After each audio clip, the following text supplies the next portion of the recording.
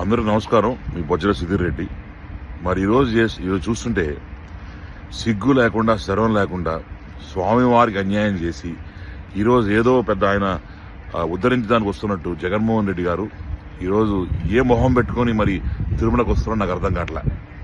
నేను ఒకటే చెప్తాండా, చేసిందంతా ఘనకారం చేసి 5 ఏళ్లు అందరినీ దాచుకొని ఈ రకంగా స్వామివారిని కూడా వదలకుండా లడ్డూని కూడా అపచారాలు చేసి ఈరోజు మరి పాదయాత్ర చేసుకుంటూ మళ్ళా ఆయన పాత సీన్లు గుర్తు చేసుకుంటా ఈరోజు మళ్ళా కొండెక్కే చర్య అనేది నాకు చాలా బాధాకరమైన విషయం ఉంది.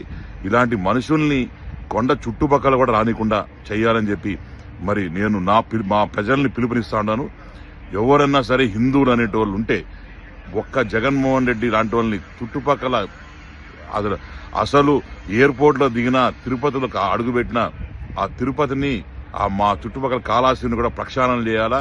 పసుపు నీళ్ళు చల్లి మరి ఇలాంటి దుర్మార్గులు మళ్ళా వచ్చి ఈ పాలిటిక్స్ విద్దు మనోభావాలు ఏదైతే మరి హిందువుల మనోభావాలు ఉన్నాయో దాంతో ఆడుకుంటూ మరి లడ్డూలో మరి బీఫ్ ఆయిల్ కావచ్చు, పోర్క్ ఆయిల్ కావచ్చు, ఫిష్ ఆయిల్ కావచ్చు, ఈ రకంగా కలిపి చేసిన అరాచకం ఇంకా కూడా మానక ముందరే కనీసం ఆయన సిగ్గు లేకుండా దేనికొస్తా ఉన్నాడు, ఏం చూసానికి వచ్చాడు.